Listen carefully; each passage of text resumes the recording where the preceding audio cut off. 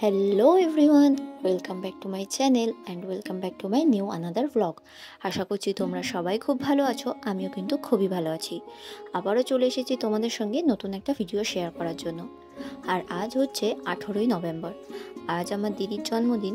তাই আজ সন্ধ্যাবেলা অফিস থেকে বেরিয়ে চলে এসেছি মিয়ামরে একটা কেক নেব, মানে বলতে পারো ছোটোখাটো ঘরোয়াভাবে একটা সেলিব্রেশন করব। তো সেই কেকগুলোতে দেখে নিয়েছিলাম যে কোন কেকটা নেওয়া যায়।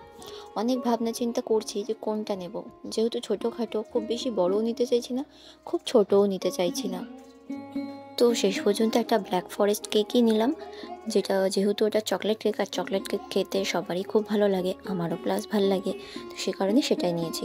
এবার তার উপর নামটা লিখে নিচ্ছি, লিখে নিয়ে এটা নিয়ে এখন যাব বাড়ির দিকে।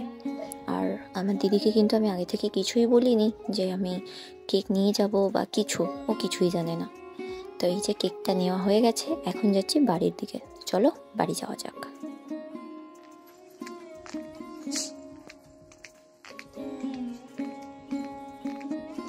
এখন আমি বাড়ির গলিতে ঢুকছি। এই যে কেক, চলো দেখা যাক বাড়িতে আছে কিনা, তারপর তোমার সঙ্গে কথা বলছি। তো এই যে আমি বাড়িতে চলে এসেছি।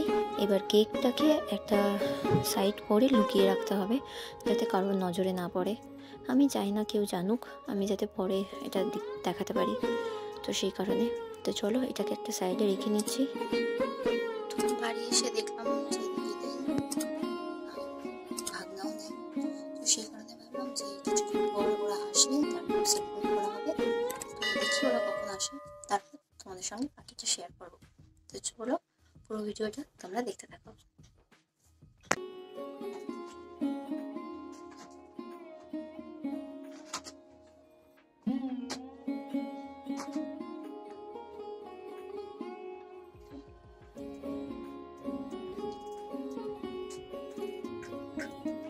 ওদিকে ছাড়াও দাও, এবার আমি এখানে লাগি। দাঁড়া ওখানে না, এইখানে দাঁড়াতে না, এরকম ধর, ব্যাস ব্যাস। মা দেখো তোমার এখানে নাম লেখা আছে পূজা। তো এই যে কেক সাজানো কিন্তু হয়ে গেছে, আর আমি ক্যামেরাটাও সেট করে দিয়েছি। আমার মায়ের একটু শরীরটা ভালো লাগছিল না, তো সে কারণে মা আর আসেনি, বললো তো তোরাই সেলিব্রেট কর। তো প্রত্যেকবার আমরা বাড়ির আশপাশ থেকে কিছু বাচ্চাদের ডেকে আনি আর তারপর সেলিব্রেশন করি, কিন্তু এবছর কাউকেই ডাকা হয়নি।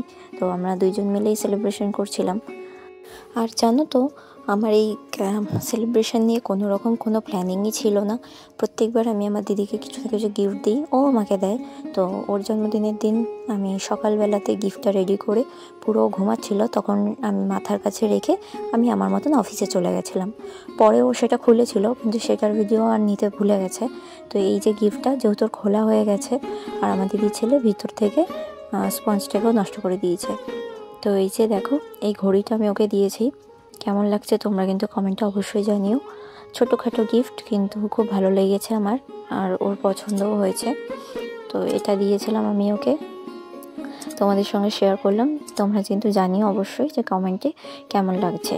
এরকম এইটুকু কেক আছে, এটা আমরা পরে রয়ে শুয়ে ধীরে সুস্থে খাবো। এটা কাউকে দেবো না, এটা আমরাই খাবো। তো আশেপাশের বাচ্চাদের একটু কেক দিয়ে এসে আমি বসে পড়েছি কেক খাওয়ার জন্য। এই কেকটা এখন খেয়ে নিচ্ছি।